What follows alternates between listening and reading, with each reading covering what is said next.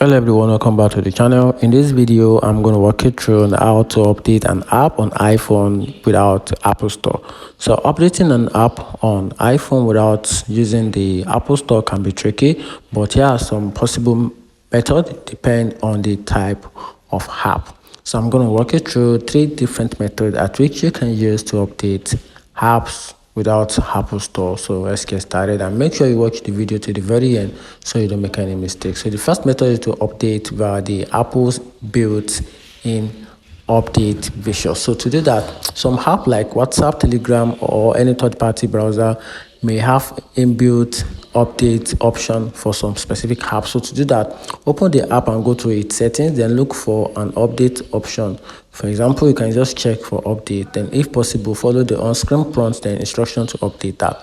Then the other method is to use the test flight, which is for Opera app. So if the app was installed using the test flight Apple's beta testing tools, you can update it there. Then open the test flight app, then look for the app you want to update, then tap on update if update is available. Then the other method, which is the last method, is to reinstall the app from the third-party source, which is the jailbreak device only. This is actually for jailbreak device.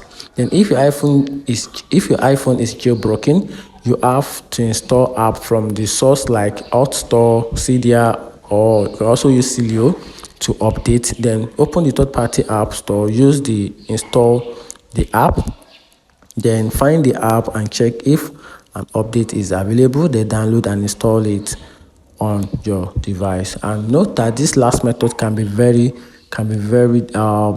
tricky and risky, so be careful whenever you are using this method. And that's it. Find the video helpful, turn on the notification button and follow for more.